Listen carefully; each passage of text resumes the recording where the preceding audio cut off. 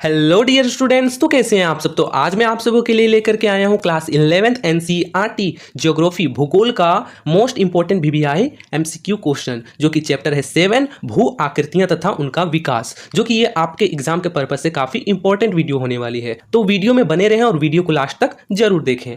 तो आपका पहला क्वेश्चन है, स्थल रूप विकास की किस अवस्था में अधोमुख कटाव प्रमुख होता है। यानी कि जो स्थल रूप विकास है उनमें से किस अवस्था में अधोमुख कटाव प्रमुख होता है। तो इसका राइट आंसर हो जाएगा ऑप्शन नंबर ए, तरुणावस्था में। तरुणावस्था में जो स्थल रूप का विकास है वह अधोमुख कटाव में प्रमुख होता है।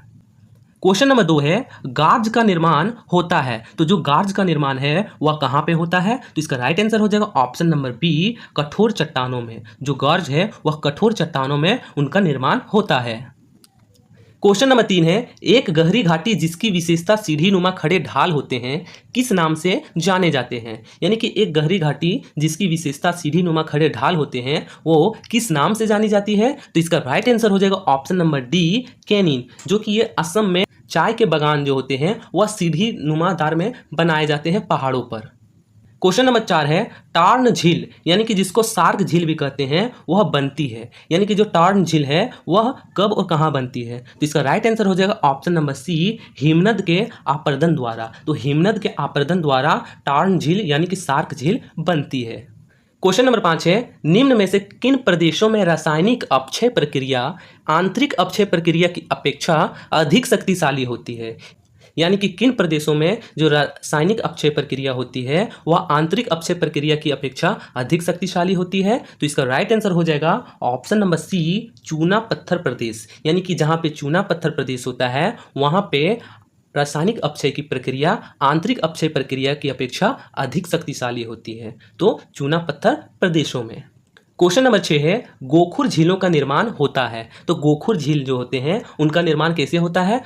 तो इसका राइट आंसर हो जाएगा ऑप्शन नंबर डी, नदियों द्वारा वृद्धावस्था में। तो गोखुर झील का निर्माण होता है तो नदियों द्वारा वृद्धा अवस्था में।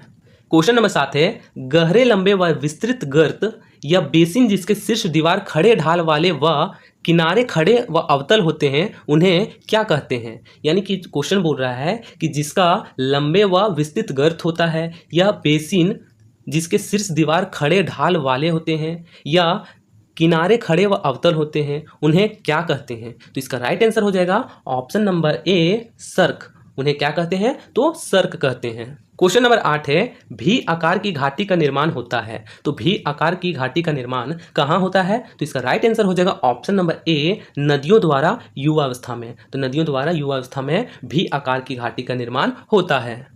क्वेश्चन नंबर 9 है, निम्नांकित में से कौन सी भू आकृति का निर्माण नदी की आप्रदन क्रिया द्वारा होता है। यानी इनमें से किसका भू आकृति का निर्माण नदियों की आप्रदन क्रिया द्वारा होता है। तो इसका राइट आंसर हो जाएगा ऑप्शन नंबर ए, गार्ज का। गार्ज का निर्माण नदियों के आप्रदन क्रिया द्वारा होता है।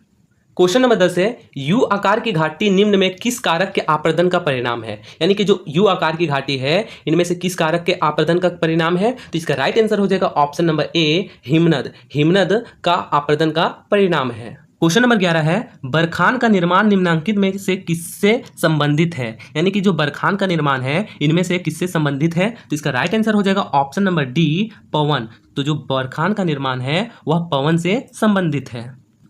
क्वेश्चन नंबर 12 है, गुफाओं की रचना किस क्रिया द्वारा होती है। तो गुफाओं की जो रचना है वह किस क्रिया द्वारा होती है। तो इसका राइट आंसर हो जाएगा ऑप्शन नंबर बी, कार्बोनेटिक करण। कार्बोनेटिक करण के द्वारा गुफाओं की रचना होती है। क्वेश्चन नंबर 13 है, ओल्ड फेथफुल गाइजर किस देश में स्थित है। यानी कि जो ओल्ड फेथफुल गाइजर है वह किस देश में स्थित है। तो इसका राइट आंसर हो जाएगा ऑप्शन नंबर ए, संयुक्त राज्य अमेरिका। तो जो ओल्ड फेथफुल गाइजर है वह यूएसए यानी कि संयुक्त राज्य अमेरिका में स्थित है। क्वेश्चन नंबर 14 है, 18 हिमनद द्वारा निर्मित मिट्टी है। तो इनमें से कौन एक 18 हिमनद द्वारा निर्मित मिट्टी है। तो इसका राइट आंसर हो जाएगा ऑप्शन नंबर ए, हिमोड। हिमोड जो कि एक 18 हिमनद द्वारा निर्मित मिट्टी है।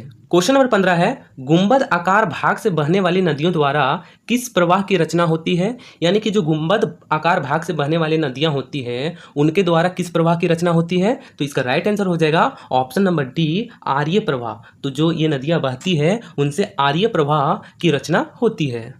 क्वेश्चन नंबर 16 है कासर्ट प्रदेश की भूमिगत कंदरा की छत पर बनने वाली आकृति है। तो जो कासर्ट प्रदेश की भूमिगत कंदरा की छत पर बनने वाली आकृति का नाम क्या है? तो इसका राइट आंसर हो जाएगा ऑप्शन नंबर बी, स्टेलेगमाइट। स्टेलेगमाइट जो कि कास्ट प्रदेश की भूमिगत कंदरा की छत पर बनने वाली आकृति है, स्टेलेगमाइट। क्वेश्चन नंबर 17 है भारत का प्राचीन स्थलखंड कौन सा है? तो जो भारत का जो प्राचीन स्थलखंड है वह कौन सा है? तो इसका राइट आंसर हो जाएगा ऑप्शन नंबर बी, प्रायद्वीपीय पठार। प्रायद्वीपीय पठार। क्वेश्चन नंबर 18 है भूमिगत जल के अपरदन से कौन सी आकृति बनती है? तो जो भूमिगत जल है उनके आकृति से कौन सा अपरदन बनता है? इसका राइट आंसर हो जाएगा option number D, column. Column जो कि भूमिगत जल के अपरदन से ये आकृति बनती है। क्वेश्चन नंबर 19 है निम्नांकित में से कौन सी स्थलकृति नदी द्वारा निर्मित है? यानी कि इनमें से कौन सा जो स्थलकृति है वह नदी द्वारा निर्मित होती है? तो इसका राइट आंसर हो जाएगा ऑप्शन नंबर सी, गोखुर झील, जो कि नदी द्वारा एक बनाई गई स्थलकृति है। क्वेश्चन नंबर 20 है हिमानी आप्रदन से निर्मित आकृति है, यानी कि इनमें से कौन एक हिमानी आप्रदन से बनी आकृति है? तो इसका राइट आंसर हो जाएगा ऑप्शन नंबर ए, नूनाटक। नूनाटक आकृति जो कि एक हिमानी आप्रदन से निर्मित आकृति है। तो वीडियो अच्छा लगा हो तो वीडियो को लाइक, शेयर एंड चैनल को सब्सक्राइब करना ना भूलें। और ऐसे ही more informative videos and important PDF के लिए ये आपको व्हाट्सअप नंबर दिख रहा है, इसमें से हाई मैसेज करके आप हमारे ग्रुप में ज्वाइन कर सकते हैं।